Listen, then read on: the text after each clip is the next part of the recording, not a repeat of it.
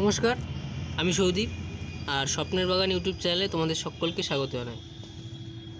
আজকে যেটা তোমরা দেখতে পাচ্ছ, আশা করি অনেকেই বুঝতে পেরেছো এটা কি। এটা হচ্ছে হাড়ের গুঁড়ো।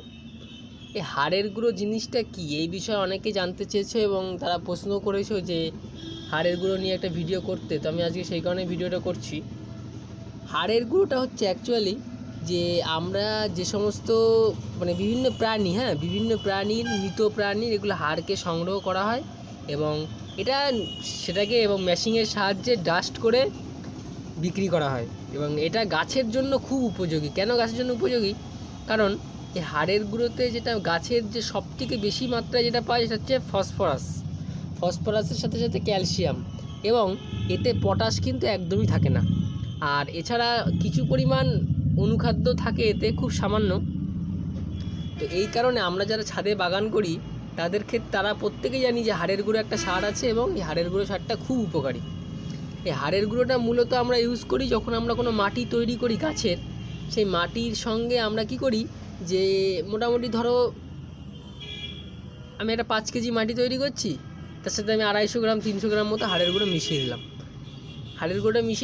এবং এটা যে একদিকে যেমন ফসফরাসের কাজ করবে, প্লাস ক্যালসিয়াম এবং সামান্য কিছু অনুখাদ্য এতে থাকে। এবার তোমরা যদি একটু ভেবে দেখো, এই জৈব সার, এটা তো একটা অর্গানিক ফার্টিলাইজার বা জৈব সার।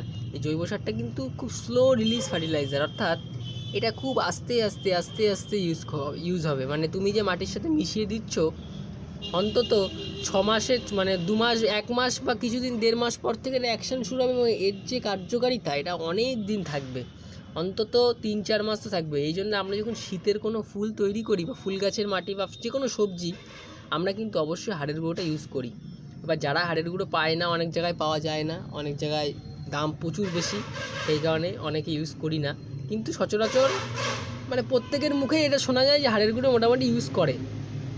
আমিও আগে করতাম না, কিন্তু এখন মাঝে সাঝে বিশেষ করে আমি যখন শীতের ফুল টুল তৈরি করি তখন আমি ভিডিও করে দেখাবো নেক্সট খুব শিগগিরই, যে শীতের ফুলের মাটি কীভাবে তৈরি করবে, সবজির মাটি কীভাবে, ফলের মাটি, এগুলো দেখাবো আমি। তো সেখানে দেখবে আমি হাড়ের গুঁড়ো ইউজ করছি, কারণ শীতকালীন যে ফুলগুলো হয়ে থাকে সেগুলো কিন্তু হট করে বেড়ে যায়, হট করে বেড়ে বেশি দিন লাগে না, খুব শিগগিরই সেটা বেড়ে তাতে ফুল এসে যায়। সেই কারণে এইখানে হাড়ের গুঁড়ো ইউজ করা হয়। এবং নর্মাল যারা আমরা ফলের গাছ টাছ লাগাই তারাও দেখবে যে মাসে আমরা হাড়ের গুঁড়ো দিয়ে থাকি, যারা অর্গানিক প্রসেসে করে।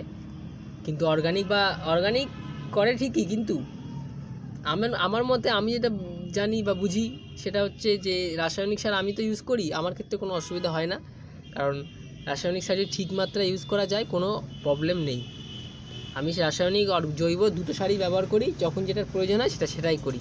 সবসময় আমি জৈব 100% জৈব সার দিয়ে কোনো সময় গাছ করি না, এতে সম্ভব নয়, আর রাসায়নিক ইউজ করতেই হবে। তো এই জন্য আমি রাসায়নিক সার ইউজও করি এবং প্লাস জৈব সারও ইউজ করি যখন যেটা প্রয়োজন হয়। তোমরা আশা করি বুঝতে পারছো আমি কি বলতে যাচ্ছি। যখন যেটা প্রয়োজন হবে সেটা ইউজ করবে। আর এই হাড়ের গুঁড়োটা কিন্তু তোমরা যে কোনো গাছে প্রয়োগ করতে পারো, সব গাছের ক্ষেত্রে খুব সুন্দর। গাছের যে গ্লেজি ভাব আসবে একটা, এবং গাছের ফুল ফল খুব সুন্দর হবে। সেই কারণে আমি বলবো হাড়ের গুঁড়োটা অবশ্যই ইউজ করতে পারো, এটা খুব ভালো জিনিস। তো এইভাবেই তোমরা হাড়ের গুঁড়ো ইউজ করো। আর এই হাড়ের গুঁড়ো যে কোনো জায়গায় তোমরা পেয়ে যাবে, বিশেষ করে নার্সারিতে 70 টাকা, 80 টাকা, 50 টাকা, 60 টাকা, কোনো জায়গায় 100 টাকা, 150 টাকা, বিভিন্ন দামে পাওয়া যায়। সেটা জায়গা বিশেষ জায়গার দাম হয়ে থাকে। আর হাড়ের গুঁড়োটা আমি বলবো সবসময় একটু মোটা দানারটা নেওয়ার চেষ্টা করবে। এটা দেখো একটু বড় বড় দানা। আর একটা আছে স্টিম বোন মিল, যেটাকে একদম মিহি করে গুঁড়ো করে ইউজ করা হয়, ওটাও তোমরা নিতে পারো। তবে বেটার কাজ হবে এটাতে এর অ্যাকশানটা অনেক দিন থাকে, এর কার্যকারিতা অনেক দিন থাকে। এটা আস্তে আস্তে স্লো রিলিজ হয়ে যাবে এবং প্রচুর পরিমাণে গাছকে নিউট্রিশন প্রদান করবে। ধন্যবাদ। এই ছিল আজকের ভিডিও। কেমন লাগলো অবশ্যই কমেন্টে জানিও।